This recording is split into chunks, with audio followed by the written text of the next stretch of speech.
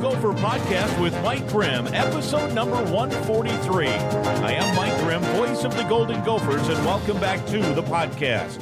We're talking Golden Gopher football once again this week, and we're thrilled to welcome to the Go Gopher Podcast linebacker Cody Lindenberg. He had a big interception in last Saturday's win at UCLA at the Rose Bowl Stadium. What a night in California for him and the entire team. He'll tell us all about it and look ahead. It's a bye week this week, and homecoming's approaching with Maryland the opponent on October 26th. Our Go Gopher Podcast is presented by alumni-owned Sunbelt Business Advisors and True North Mergers and Acquisitions. If you're a business founder planning to exit your business, start by contacting Sunbelt Business Advisors and True North Mergers and Acquisitions. Sunbelt serves more businesses up to $5 million in revenue than anyone, and True North M&A serves companies with revenues up to $150 million. Get a confidential, no-cost, no-obligation business valuation started today. Make the most of your life's work. Visit sunbeltminnesota.com or tnma.com today. Affinity Plus Federal Credit Union is also a big sponsor of the Go Gopher Podcast with Mike Grimm. Life math is complicated, and Affinity Plus Federal Credit Union makes it easier with a local financial expert available to help in person or virtually.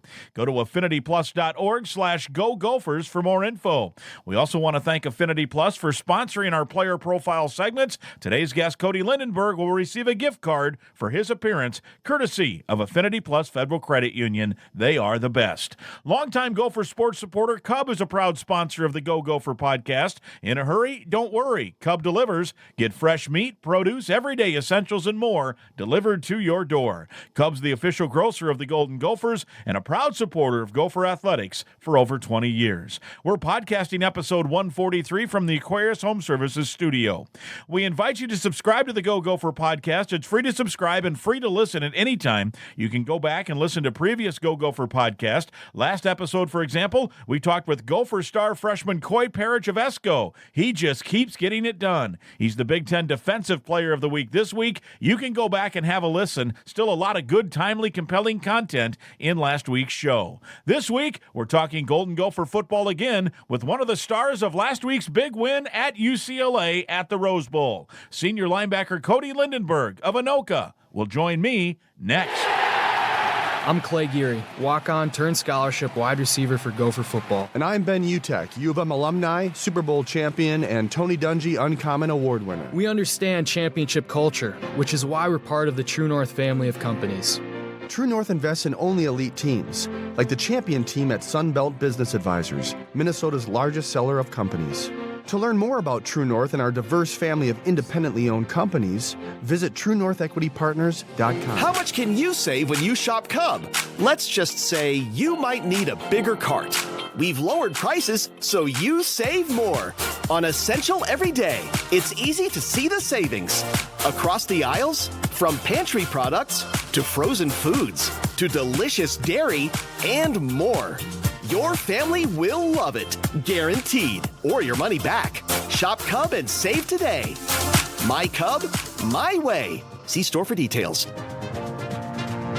It's episode 143. Gopher linebacker Cody Lindenberg with us, coming off of those back-to-back wins over the California schools. The new kids on the block, no pun intended, in the Big Ten, including the game in the Rose Bowl Stadium 21-17 this past Saturday. Bye week as we speak here. It's Tuesday afternoon as we record this, and I got to think that, one, you're feeling good, maybe wanting to play a game this Saturday, but on the other hand, it's got to feel good to get those 2 wins under your belt. Take a deep breath for a second at this point of the season. Yeah, absolutely. Guys are itching to get back out on the field this week and a half, 2-week break. It's not a break. It's just a time for our bodies to recuperate, whether that's mentally, physically, getting more sleep, making the muscles feel better, and then getting caught up on schoolwork. This will be a good week for the guys to get caught up on that, even get ahead. So we're, better suited for these weeks coming up with that. So I know guys are putting their best foot forward in the academics, everything that we do. So they do a great job holding us accountable, and then us just wanting to be better in those areas of our lives as well. So this will be a good week for that. And just, again, a week for us to get our minds ready for these next 5 games that we got coming up. So we're just excited to have been 1-0 this week and to continue to grow in this bye week. Yeah, man, I can't believe there's only 5 games left, only 2 home games left, I know, right? it's It's crazy. Well, good to see you. Thanks for coming on. Of course, thank you. I had to set the table there a little bit with the excitement that's kind of brewing here with what you guys have done the past couple of weeks. Late touchdown drives, late defensive stands, all those things. So I'm going to just set this up on a tee for you, and I want to ask you, what was it like playing on that field, in that uniform, in that city, and in that stadium on Saturday night? Yeah, it's awesome. We talk about just each game is its own entity, and being 1-0 in that week is the most important job. It just makes it a little more special being in that environment. Again, bottom line is to go 1-0, but doing it in that scenario, being in that locker room, seeing all the historic, it's not just football games that have been played there. It's the Super Bowls, it's the concerts, it's the other sporting events. So there's a lot more history than just the Minnesota Golden Gophers playing there. But I'm glad that we were able to be a part of that in a way that, we liked at the end of it. So, it's all the hard work that, the players put in, the coaches put in, the staff, it's the support staff making sure that we have a smooth transition, smooth scheduling, so that we're not having to worry about, getting off the plane where we're going to go here or there after that. So it's more than just the players going out there and playing. So we couldn't be more appreciative of all the things that the people in our program do for us, and the way that they take care of us is, unlike anything I've ever seen before. So, big props to them. Guys went out there and played their hardest. Never lack of effort. There's always stuff to clean up, details and scheme-wise. But, again, to be a part of that historic venue and everything is just, that's what you grow up, looking at, you watching on TV. So I wish we could have taken it in a little more during the game, especially I don't know, there's really never a point in the time where you get to sit back and enjoy the view. You're always you're always locked in the moment. So it's because there was a point in the game, I don't even know what if it was a quarter break or what was going on. I know the offense was on the ball on the field, and the defense, we were looking at stuff to making adjustments, and the lights started flickering. I think it may have been going into the fourth quarter. I'm just what is going on? Yeah. I'm trying to look at the iPad, and the iPad must have had an auto dim. So when the lights went off, the iPad started to darken on me, so I couldn't see anything. And I'm just what is going on? But it was awesome. It was unbelievable venue. I know my family was fortunate enough to make it out there, so they had a great time being around the Los Angeles area. And then again, just the venue itself was unbelievable. Yeah, I was going to ask about that because you guys, and I know you're an intense football player, so you're hyper focused on the task at hand. So I was curious if you ever, whether it's at the Rose Bowl or at the Big House or some other places you've been, take a second or two to soak it in, or will you be whenever your career's done going, gosh, I wish I'd have looked around for a second? Because like you say, the goal is to be 1-0 and you accomplish that. So how do you handle that? Yeah, a lot of it is pre and post game. So it's before the game when we walk out there and we're warming up and stuff. That's when I'll really get a good look of the scenery, what's going on around us, getting all the checks, making sure you know where all the things are, the play clock, the bathrooms, the flags, all that good stuff. But then again, just being able to make sure that you don't get these opportunities, very often in your life, and we're very fortunate to have them. So it's being able to soak in those moments, whether it's, and then even after the game, win or loss, we have it very fortunate no matter what. And it's the camaraderie that we have with our teammates. It's the sportsmanship between the other teams. So it's being able to understand that we're very fortunate and lucky to be in those situations that we're in, and to just have perspective to understand that not everybody gets to be in those positions, to just, again, soak it all in and, absorb it. So I think my big thing is taking it in before and after the games, just because during the game, there's not a lot of time to sit there and look around, and if you do, then you're probably not in the right mindset anyways. At least do what you need to do. Maybe not. Yeah, there's other things that we gotta be focusing on at the moment. So it's but there is the time before and after to do that stuff. What was it like to see, I think there's estimate it was about 15,000 Gopher fans there, which is a pretty outstanding turnout. I know there's a lot of native Minnesotans who live in California who said, hey, it's a chance to watch. A lot of folks that live in Minnesota that, hey, we've been wanting to watch this team on that field for a long time, that made the trip out. And behind your bench and then kind of toward where your tunnel was, I thought just from the radio booth, we're a ways away, but that was impactful. I thought they had a factor in the game. Absolutely. I mean, it sounded almost like a home game sometimes, and when we made a big play or something, you could hear the crowd going. It's just oh wow, it's it's impressive and it's awesome. Like, we appreciate it so much. Those fans making it out. Like you said, I know there's some from California, but a lot of those fans making long hauls to get out there. And I'm glad that I know even like my family made a trip out of it. So like they went a few days early with the charter group. So they were able to do some fun stuff in Los Angeles, hang out like a few days beforehand, go to the beach, go to the pier, see some cool things. And then bottom line, they came and supported us with, all that they know how. So it's a good perspective thing. Again, like you come out after the game, win or loss, and all the fans are just happy to see you.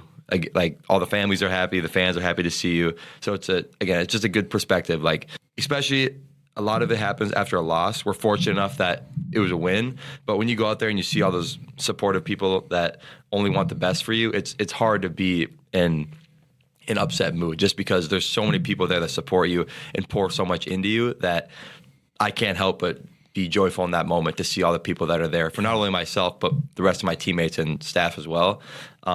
So it's awesome to see the support that we have, and it's unconditional. I think it's not because we won the last 2-3 games. It's not because it's at the Rose Bowl. It's because they want to come and support the team and their sons. It's a special thing to have. It's funny that you mentioned that part, and I didn't have this on a list of questions, but I want to go down this road now that you mentioned it, because it's not just this trip; it's every trip where after the game, people that don't, the radio crew does travel with you guys, so we get to see this, and we don't talk about it a lot. But after the game, there's kind of a mass gathering of players with families. Your mom and dads, your brothers, sisters, girlfriends, aunts, uncles, grandpa, grandma, whoever it might be for each individual. And it's a big mass gathering around the buses because it's a charter flight. It isn't like, hey, we got to, yes, they're hurrying you guys along, but you get some time. Mm-hmm. Because it was the Rose Bowl, there was a little larger than normal travel party. So there were a few folks within the athletic department that maybe oversee some other sports, and they came along. Mm-hmm. And I talked to 2 people who were like, I didn't realize that's kind of what the football team gets to do when they travel, because other sports maybe you're under different tight deadlines or what have you. One of the guys was like, I can't believe how cool that was, that the families are there. There's hugs, there's kisses, there's high fives, especially when a game like that. So each road trip gives you kind of that opportunity. I think that's what you were hitting on there a little bit. Yeah, absolutely. And it's not only after the games, but before the games, whether it's our Gopher walk at home or even like this game, we get off the bus, you can run over and see your family real quick. And again, it's just a good, it's a good reminder. It's a good, perspective change to understand that, it's not just about yourself in that moment. There's so many other people that have poured into you that are there to support you. And at that point, they can't do much besides support you. So it's up to you and your teammates and the coaches. And it's not that you're going out there and doing it selfishly for yourself. There's so many more people that have had an impact on your lives, whether, again, it's your sister, it's your mom, your dad, uncle, cousin, girlfriend. The list goes on. And I think it's just so special to see all of that. And it's not only that I'm going to see my family, I'm going to see my teammates' families because they're family to me.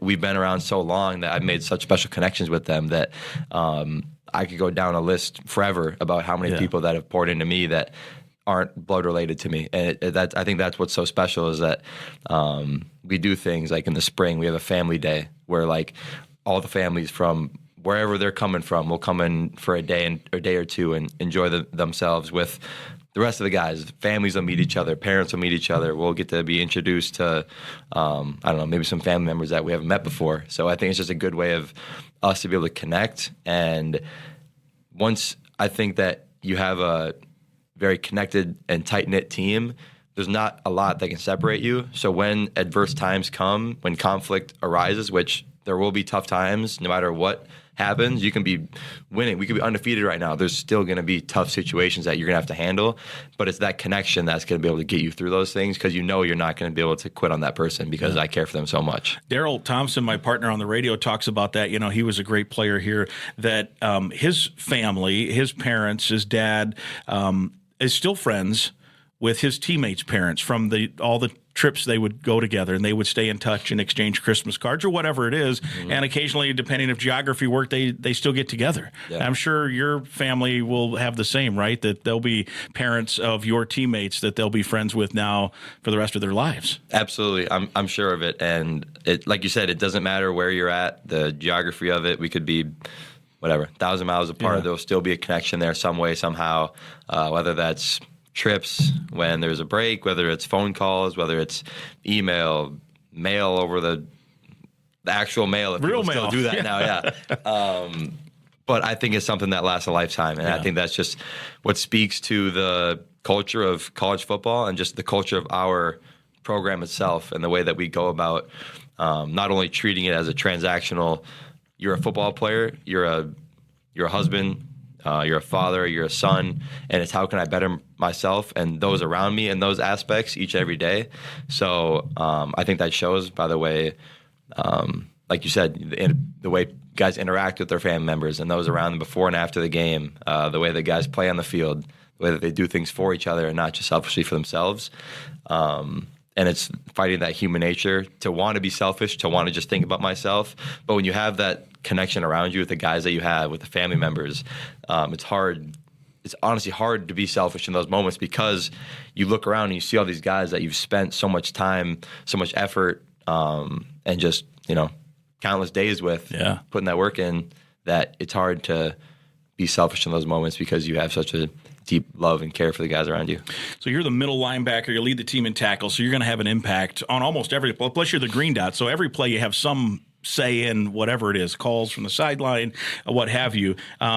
How much more special is it when you get your hands on an interception like you did on Saturday, where it's a tip ball from your teammate? Speaking of teamwork, I think it was Devin, right? Devin Eastern got his hand on the ball. Yep. It flutters up there. You're there to make the interception. You almost tipped one to yourself later in the game. You got it in the air and nearly were able to track that down. So obviously tackling is the main responsibility, plug in the right hole, all that stuff. But when you get a chance to force a turnover, which those are, part of that 78%, how much fun was that? It was a blast. It was, just being in the right spot at the right time. I give the credit to Dev. I give the credit to the D-line getting a push up front. He got a hand on the ball. If he didn't get a hand on the ball, who knows where that ball would have ended up. But yeah, it's the coaches getting us in the right spots. It's my teammates doing their job so that I can do mine. It's an 11-man job. It's if one guy's not doing their job, the ball is going to find that hole, is going to find the guy that's open. So it's everyone was doing their job, which allowed me to make a play that, again, if they didn't do their job, possibly I wouldn't have been in that position. So I give all the credit to those guys, Devin Eastern, the rest of the guys up front, the guys behind me covering their guys. So the quarterback thought that he had an opening where the ball was going. And I was just fortunate enough to be in that situation and then make the play when I got there. To get the second one would have been great too. The fingertips were on it, so I got to get a hold of that one. But that was it was very special, first one. So I'm looking forward to some more. Yeah, for sure. And from that standpoint too, with that, think about the situation of the game. The offense was sputtering a little in that first half, trying to figure it out, and who knows what it was all about. I think UCLA was maybe throwing some different looks that they weren't, they're trying to get their feet under them. So you guys are trying to tread water. You gave up the opening drive, and I think the quarterback was like 6 for 6 or something for UCLA. So you guys also are trying to get there. That interception, though, they're on their way in. Like all of a sudden it could be 14-0, 10-0, whatever. And it's an important play to just keep in it at that point, right? Yeah, absolutely. And that's something that we talk about is momentum. Like you talked about him being 6 for 6, them driving down the field, that second drive going in to score. It's not allowing that circumstance to dictate the way that we play. Because it would have been very easy to say that, all right, like they scored the first drive pretty easily. They're going to come down the second drive. They're going down the field with, not a lot of deterrence from us at some points. And it would have been easy to say, all right, like they're already in field goal range. They're probably going to get in. Like, let's just get what we can get. But that's not the way that, we're wired. That's not the way that we're coached. That's not the way that this culture is about. It's, attacking each play as its own. Each play is its own entity. Each play has its own situation. And not allowing the plays prior to that, whether good or bad, good or hard, whether they made a play or we made a play to dictate the way that I'm going to play this one because it's the next one. So I just think it's that mentality that we take into every single play. And, it's very easy to fall into that trap of whether it's good or bad, it's we made a good play, so we're bound to make another one, or we had whether we had a misfit, we had a drop the guy in coverage, they had a play. It's very easy to go both ways. It's to ride that wave, but it's being able to say that, hey, I'm not going to get too high. I'm not going to get too low. I'm just going to play this play as it is because it's the next one. It's not getting so caught up in the moment that you just had or the moment that's about to happen, because I think both of those are a dangerous game. Mm-hmm. If I look too far in the past, whether good or bad, I can get caught up in being too high or too low. If I get too caught up in looking into the future, I'm not where my feet are. I'm not going to make the play that I'm supposed to make because I'm thinking too far ahead or I'm just overthinking. So I think it's just having that even calmness to yourself that, that says, I'm going to do my job. I know the guys around me are going to do my job, do their job. So there's nothing to really allow me to go in either way. So I just think it's that mentality to have that I think our defense has been doing a great job with through these 7 games. And, there's obviously so much to get better at. The missed tackles, the, lack of communication in certain aspects of the game. So, but there's no lack of effort with these guys on the field. But that's the thing that that's what you can't coach. You can't coach effort. You can always coach schemes. You can coach technique. So I'm just going to be more proud of these guys in the way that they've been playing. Yeah, and in that regard, you don't maybe want to give away too much info, but did you guys make adjustments? A lot of adjustments, or was it just, okay, we just got to be better in what we're doing after that opening drive, and then you get the turnover, and then in essence you really, you gave them one drive in the second half, and that was about it. You set up short fields for the offense in the third quarter, which put you guys in control of the game. Yeah, there's a lot of both, honestly. There's certainly you have to make adjustments. You watch film all week of whether it's tips, it's tendencies, and then they come out and they show you something different. You got to make an adjustment. They're doing something different, so you can't just stick to what the plan you had, because that's not going to work for what they're doing right now. But then certainly it's an aspect of we just got to do what we do better than what they do. So it's we got to talk better. We got to make sure we're all on the same page, because again, if 9 or 10 guys are running a call and one guy's not, the ball usually finds where that one person isn't on the same page. And then it's once we get to the spot, make the available play. So it's somebody unblocked, make the tackle, make the pass deflection, whatever it might be in that certain situation to do that. So yes, there's certainly a lot of adjustments, and there's certainly doing what we do better than we did prior. Yeah, I think there's a hallmark, too, with you guys over the course of years. It goes back to Rossi and now with Corey Heatherman as well, that you do kind of just stand your ground. Like if you give up a touchdown, you're set. There's maybe an adjustment, or you just keep doing things, and there's a steadiness to it. Last year, I know injuries were a factor. You missed some games, and others did as well, and so the defense maybe took a dip statistically. But I think generally, when you look at the body of work as a whole, there's a steadiness to the approach, right? Yeah, absolutely. And I think that just speaks volumes to our coaches, the way that they help us prepare, the way that they set us up for success. And it's also the way that, we talk about being confident means that you're prepared. It means that whatever they might throw at us, we know what we're supposed to do, so it's not going to affect the way that we play. When you go into a game, it's like going into a test. If I didn't study for a test and I'm going in there not super sure of what I'm going to see or what I might have to expect, I'm going to be a little on my toes. I'm going to be on edge a little bit. And if I see something I don't know, I'll probably start to freak out a little bit. I'll start to, whatever it is, my hands will get clammy, something like that. I'll start to get uncomfortable. But like with our defense, I think every week teams are going to show you something different. Like that's their job too, right? They're going to watch film at what we do, and they're going to show us a different picture that they haven't shown the whole year, just because that's their job. They got to show us something different to get us in a different call, to expose the calls that we've been in, and then it's our job to respond from that. Like you said, it's just a calmness to us that, no matter what they do, we're going to have to do our job and execute. And at the end of the day, every offensive play you draw up works. Every defensive play you draw up works. On defense, there's never an open gap. On offense, somebody should always be open for a pass. There should always be a hole to run through. But it's doing your job at a better level than you did prior, and that they're going to do theirs. So yeah. But yes, there's always a calmness to what we do because of the way that we prepare and the way that the coaches put us in the right position for success. Late in the game, Gophers offense has it 4th and whatever it was, 6 maybe. I can't remember exactly now. And so there's a decision. Do you go for it, hope to make it, and move along, or do you pin them deep and trust the defense. And really, if UCLA gets one first down there, it might be ball game. So the head coach says, I trust my defense. We're going to pin them deep. So walk me through the mentality of you guys out there. And then ultimately it was, I think Henderson got the first lick on the receiver. And maybe was it you that came in and cleaned it up? Yep. Somebody came in and cleaned it up to make sure no first down, force the punt. So walk me through the defense's mindset on what was maybe the biggest stop of the season up to this point. Yeah, absolutely. When the punt team was going out there, they rallied the defense, let them know that, pretty much the game is in our hands at this point. We get the offense the ball back.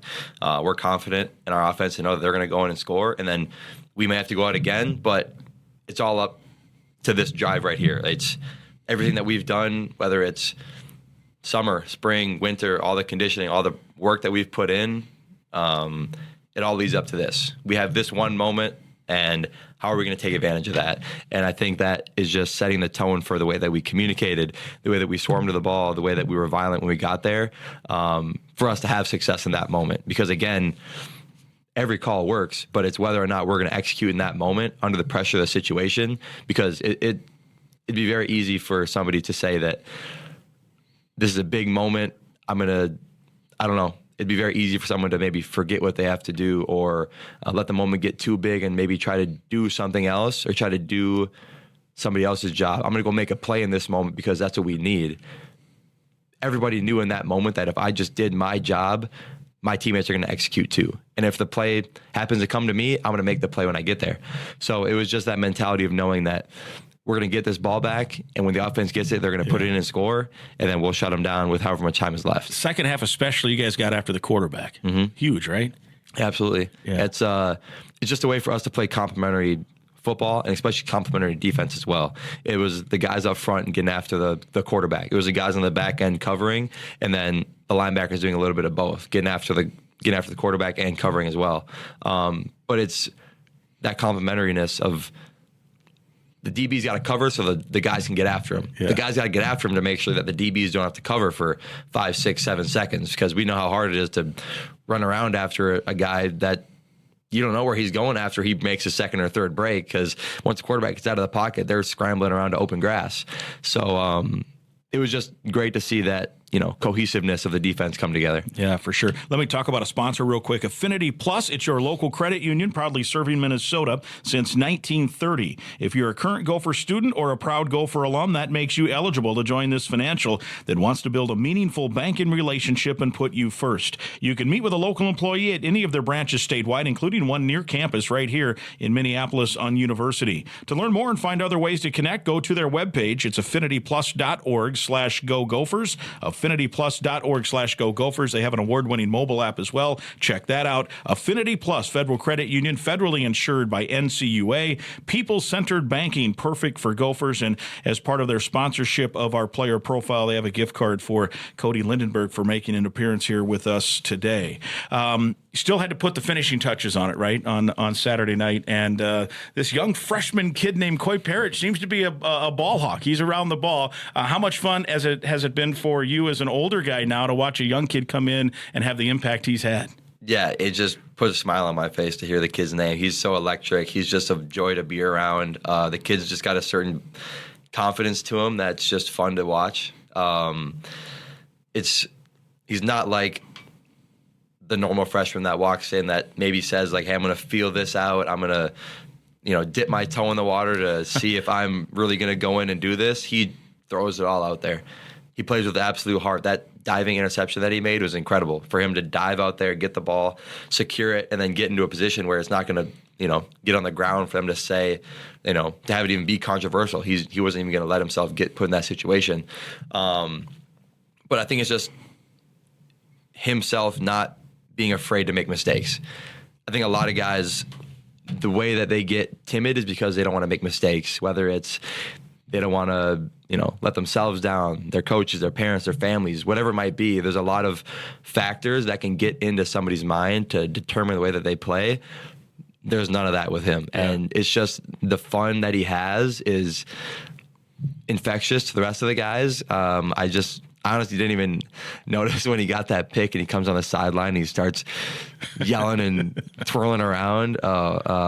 That was awesome. But again, it's just electric. He's infectious to be around, and he's just a great kid in general. Like even off the field, he's a great kid, and I'm excited to continue to watch him grow. And I just think the sky's the limit for him. He does have, in my time in covering any sport here, maybe there's some hockey guys that come in that are first round picks right out of high school that just kind of have showed this confidence. They just hit the ice. I don't know if I've seen a freshman that just kind of plays with the like, I'm just going to go do my job the way he does. Like it's fearless, I guess I'd call it, right? That's a good way to put it. Yeah, he's fearless, but I think that's because of the way that he prepares. It's the way that he knows he can trust the guys around him. He's not out there trying to do somebody else's job. He's just doing his job very, very well at an elite level. Yeah. And I think that's what allows him to be confident, to know that there's going to be a mistake that happens, and if it does, I got people around me that are going to clean it up. There's going to be missed tackles. There's going to be misfits. Somebody's going to get beaten coverage. We play against a lot of really, really good players, so they're going to make plays the same way that we expect to make plays. But it's understanding, again, that I'm going to be prepared enough to do my job at an elite level, and I just think he does that in a way for him to have that confidence and play the way that he does. Yeah. So he was on this podcast last week, and it was his first time. He had never been on a podcast, which I was surprised by with all the success he's had and recruiting situations and all that. But and he was great, soft-spoken, which I was surprised a little bit. But he mentioned that he wasn't thrilled with how he started camp. He just said, I didn't think I did great. And I said, did that shake your confidence? And no, it didn't shake. Come on now. He's like, it didn't shake my confidence. I just wasn't happy with how I went. How did it strike you for him, like when you first saw him play with you guys as a true freshman, walking in and doing these summer workouts and then into fall camp? I think it was the exact same thing, the kind of way that we just explained it. Like, yes, there was mistakes. Yes, there was things that could be better. There's always something that could be better. I've certainly haven't arrived to where I know I want to be. Same with anybody else.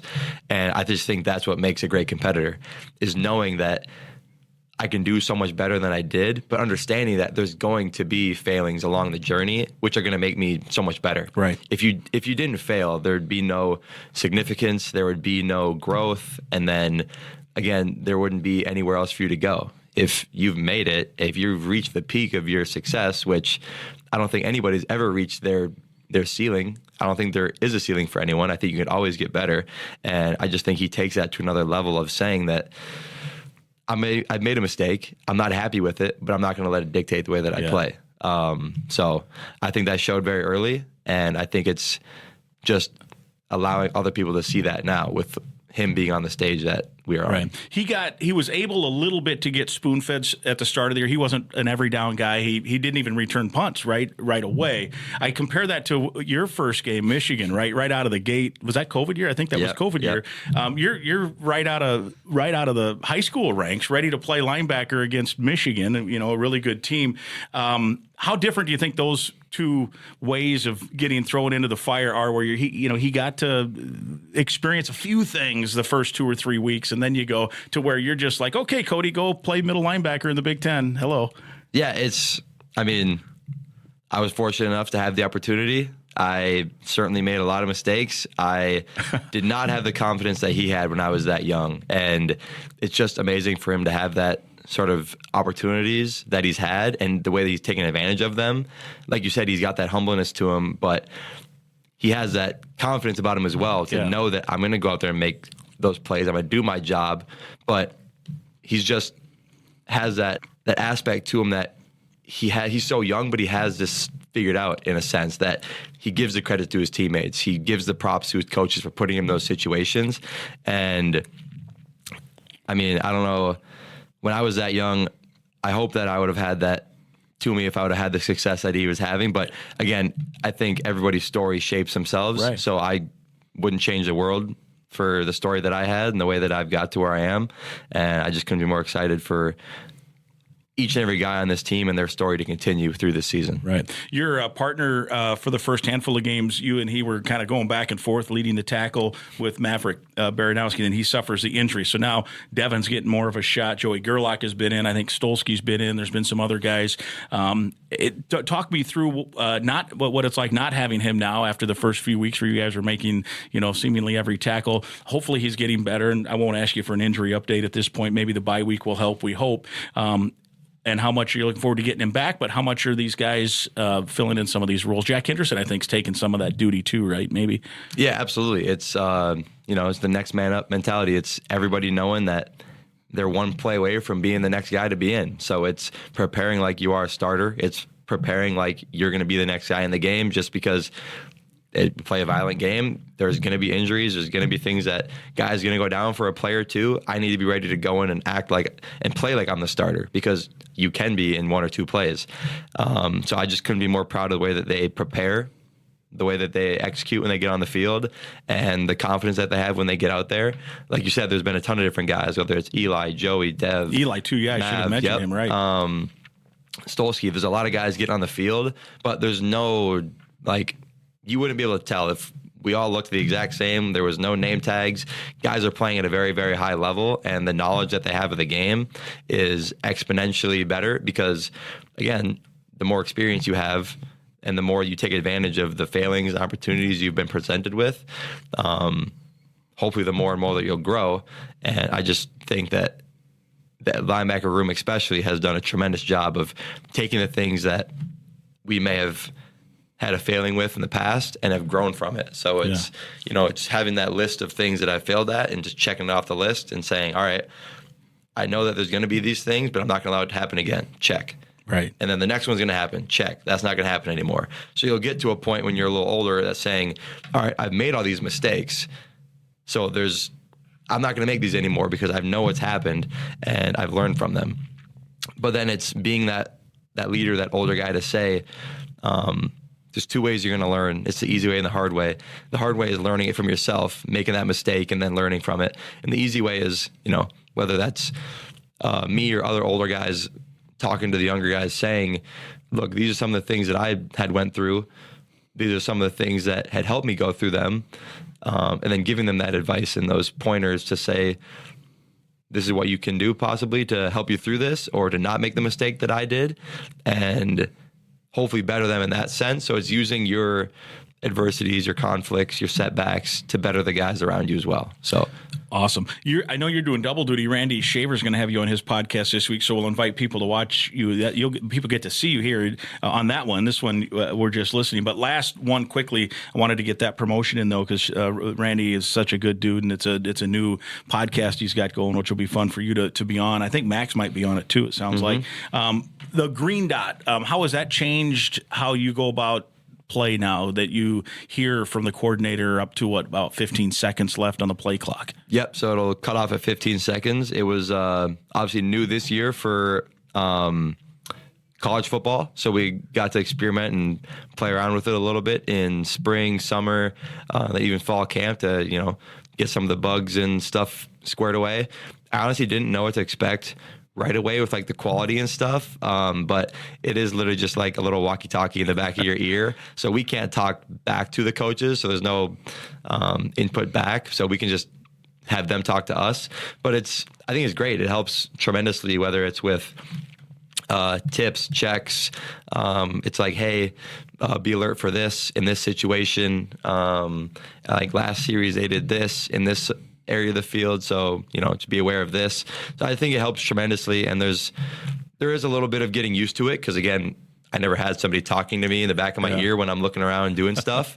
So there's a little bit of a dance to it to understand, to talk to Coach Heatherman and say that hey, in this situation, maybe give me a little bit more, or in this situation, maybe give me a little bit less, so I can. If there's a lot going on, maybe I need to just get myself aligned, get the guys around me in a good spot, and then we can just go play. So there's a dance to it for sure. Yeah. Well, hey, it's fun watching you guys. It's been fun, certainly, these last 2 weeks, sweeping those California schools. Enjoy the bye week, get some rest, and we'll see you for homecoming here a week from Saturday. Awesome. Thank you for having me. There he is, Cody Lindenberg. It's episode 143. My thanks to Gophers senior captain Cody Lindenberg of Anoka for taking us behind the curtain and sharing a lot of great info on Golden Gopher football. I hope you enjoyed listening to that as much as I enjoyed being a part of the conversation. Episode number 143 is presented by Sunbelt Business Advisors and True North Mergers and Acquisitions. If you're buying or selling a business, visit sunbeltminnesota.com or tnma.com. We're also partnered with Affinity Plus Federal Credit Union, a locally member-owned full-service financial invested in you. You can learn more at affinityplus.org/Go Gophers. Affinity Plus, banking for Minnesotans, with you from Pee-wees to the pros. And Cub is a proud supporter of Gopher Athletics for over 20 years and a proud sponsor of the Go Gopher Podcast with Mike Grimm. Cub, bigger savings on the items you love. Again, I'd invite you to listen to past podcasts, and please be sure right now to click the subscribe button to the Go Gopher Podcast. It's free to subscribe and free to listen at any time. And please share the link to the podcast with others so they can subscribe and listen as well. And if you enjoyed the podcast, please give us some positive feedback on your social media channels. We'll talk again next week.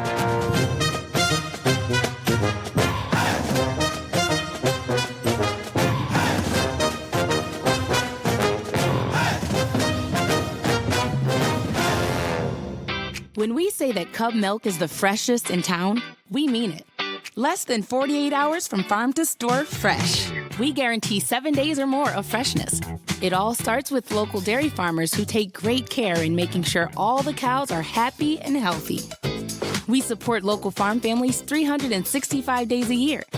And that makes our milk even more delicious. So you always get the freshest milk and the biggest smiles.